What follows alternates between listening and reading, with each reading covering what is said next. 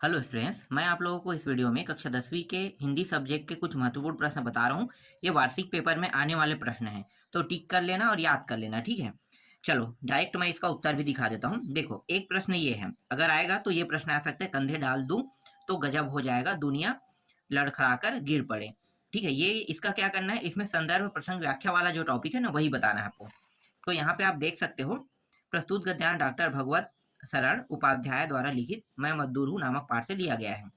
और इसका जो प्रसंग है वो क्या लिखना है आपको, तो इसके प्रसंग में आपको लिखना है, प्रस्तुत गद्यांश में मजदूर और श्रम के महत्व को दर्शाया गया है। और व्याख्या में पूरा आपको ये लिख देना है, ठीक है। व्याख्या और विशेष देख लो, व्याख्या विशेष ये लिखना है।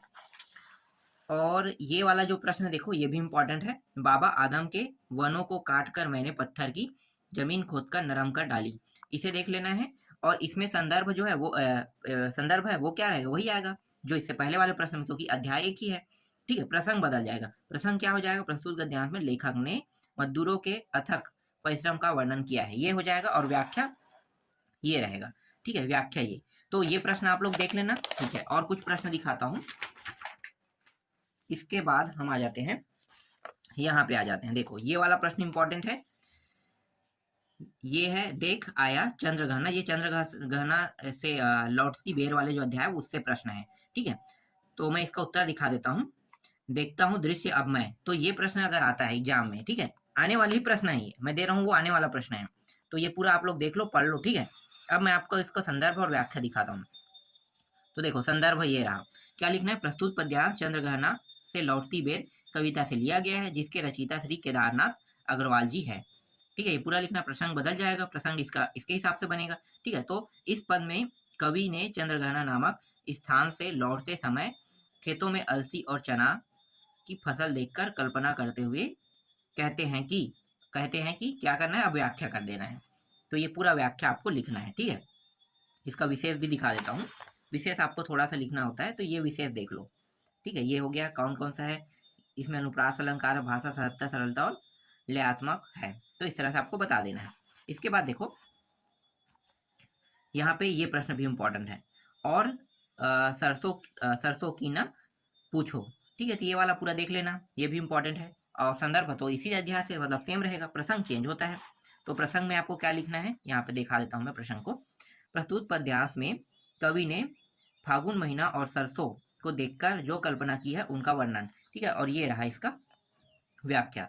और विशेष क्या लिखोगे, विशेष में अगर ये प्रश्न रहता है तो आपको ये विशेष में लिखना है, ये वाला टॉपिक, ठीक है। इसके बाद और कौन इंपॉर्टेंट है मैं दिखाता हूँ। जो इंपॉर्टेंट है वही बता रहा हूँ ना, और यही सब पढ़ के जाना है आपको। आपको समय वेस्ट नहीं करना है, ये आप लोग देख लो। मैंने टिक भी करवाया था प्रश्नों को, कौन कौन से आने वाले हैं सबको। जो टिक कराया है वो प्रश्न आएंगे वहां से, ठीक है, वहीं से इंपॉर्टेंट है।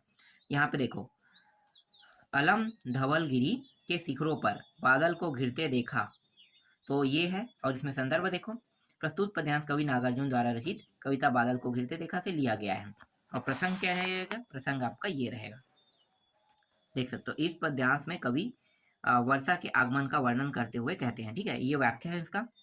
और ये रहा इसका विशेष, ठीक है, व्याख्या और विशेष दोनों हो गया। चलो यहाँ पे इसके बाद कौन सा प्रश्न है, इसके बाद ये वाला प्रश्न जो लगभग आते रहता है, वही प्रश्न बता रहा हूँ। देखो, ये है, दुर्गम बर्फानी घाटी में 7 फुट ऊंचाई पर अलख नाभि से उठने वाले नीच के ही उन्मादक परिमल के पीछे धावित हो होकर तरल तरुण कस्तूरी मृग को अपने पर चिढ़ते देखा, बादल को घिरते देखा। ऐसे ये एक कविता है, कविता जैसे पढ़ना चाहिए था। चलो दिखाता हूँ। देखो, ये भी उसी अध्याय से इसलिए पूर्वत लिखा हुआ है ना। प्रसंग यहाँ पे देखो, कवि ने इस पद्यांश में कस्तूरी मृगों की वर्णन किया है, ठीक है। और ये व्याख्या का कुछ हिस्सा है, क्या कहना चाह रहा है वो चीज आपको देखना है। इसके बाद ये रहा विशेष, और ये दोनों चीज यहाँ पे पूरा दिया हुआ है, ठीक है। अब देखो, जनतंत्र का जन्म वाले जो अध्याय है, यहाँ से जो प्रश्न इंपॉर्टेंट है ये है। तो ये देख सकते हो, सदियों की ठंडी बुझा रहा है, सुख बुझा उठा रही, ठीक है। तो यहाँ पे इस प्रश्न को देख लेना। इसमें संदर्भ जो है वो अलग रहेगा, प्रसंग ये रहेगा, और या वाक्य ये यहाँ पे है। तो पूरा यहाँ पे आपको दिखाई दे रहा होगा। विशेष भी मैं दिखा देता हूँ, ठीक है। विशेष बस इतना ही है। चलो, और कौन सा इंपॉर्टेंट है देख लेते हैं। और इम्पोर्टेंट है, जनतंत्र से हाँ, जनतंत्र से एक प्रश्न और है, ये इंपॉर्टेंट है।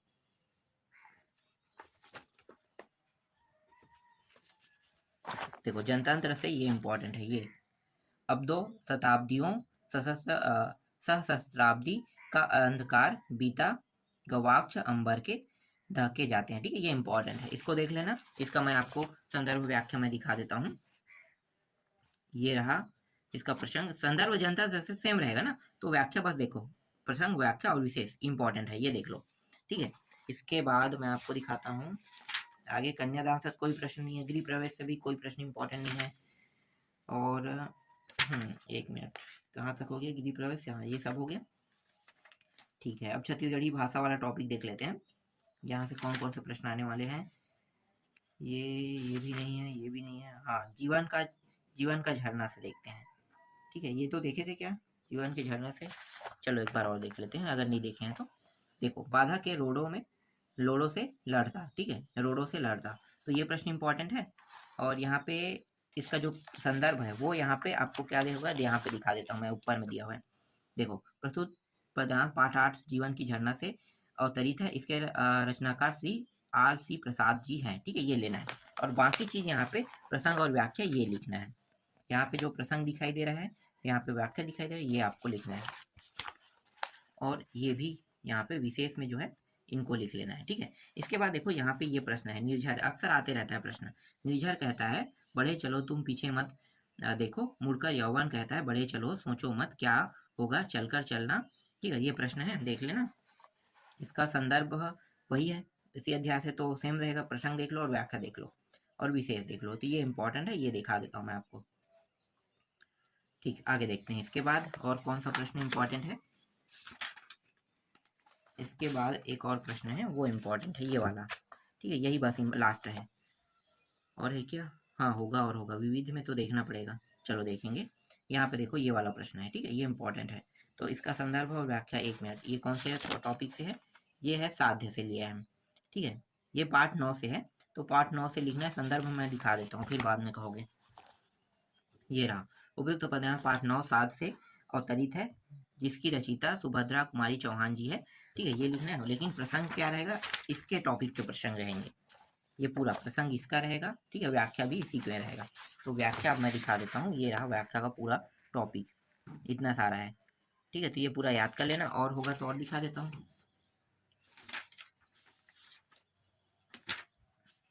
ज़्यादा नहीं है, 1-2 प्रश्न और है। यहाँ पे देखो ये वाला। ठीक है, ये है बसो मोरे नैनन में नंदलाल, लिखा हुआ है। ठीक है, तो ये मीराबाई वाला जो टॉपिक है वहां से है। ठीक है, इसके प्रसंग पहले, संदर्भ पहले देख लेते हैं।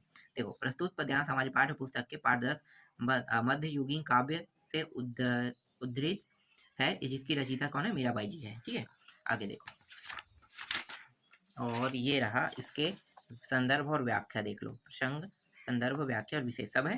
ठीक है, आगे देखो, और ये रहा, ये जो है दादू दयाल से लिया गया है ना, अध्याय से, तो ये इंपॉर्टेंट है। इसमें देखो, पद्यांश पुस्तक के क्या है? पाठदर्श है, जिसके रचनाकार दादू दयाल जी है। प्रसंग, दादू दयाल जी परमात्मा से मिलने को व्याकुल है। ठीक है, ये इंपॉर्टेंट है। और इसके व्याख्या ये रहा, और इसके विशेष दिखा देता हूँ, ये रहा इसके विशेष। ठीक है, तो इतने प्रश्नों को आप लोग देख लेना। ठीक है, ये सभी के सभी इंपॉर्टेंट है। ठीक है, इतना ही प्रश्न आपको अधिकतर देखने को मिलेगा एग्जाम में।